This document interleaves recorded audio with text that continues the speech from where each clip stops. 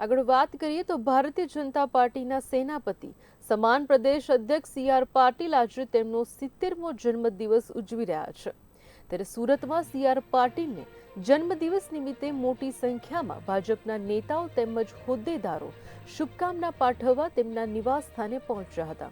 તેમજ સામાજિક અગ્રણીઓ અને ઉદ્યોગપતિઓ પણ સી.આર. પાટીલને શુભેચ્છા પાઠવવા પહોંચ્યા હતા.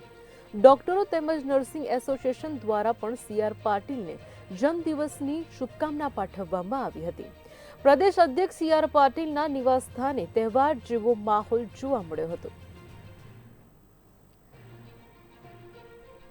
આજે જન્મદિવસ નિમિત્તે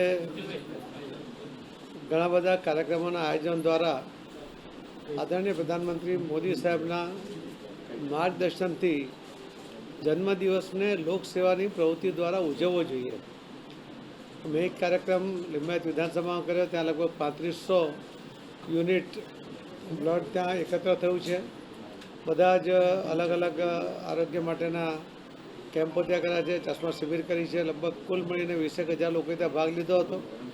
આજે ઉધના વિધાનસભામાં પણ લગભગ 1500 યુનિટનો ટાર્ગેટ છે. બીજા પણ અલગ અલગ જગ્યાએ નાના મોટા કાર્યક્રમો હોવાને કારણે અમારો આ વર્ષે લગભગ 6000થી વધુ યુનિટો ભેગા થાય એવો પ્રયત્ન છે. આ લોકસેવાની પ્રવૃત્તિને જન્મદિવસ સાથે જોડવા એટલા માટે કરીએ છીએ કે એનાથી લોકોને ફાયદો થાય. સુરત શહેરની જે રક્તની જરૂરિયાત છે એ સુરતમાંથી જ પૂરી થાય અને કદાચ બહારના લોકોને પણ જરૂર પડે તો અહીંયાથી આપી શકાય એ પ્રકારના બ્લડ કેમ્પો અહીંયા યોજાય છે. સુરતમાં રક્તદાનનો સૌથી મોટો કાર્યક્રમ વરાછા રોડ પર 22,000 એક જ દિવસમાં બ્લડ ડોનેશનનો કાર્યક્રમ પણ થયો છે. સુરતનો એનો રેકોર્ડ છે.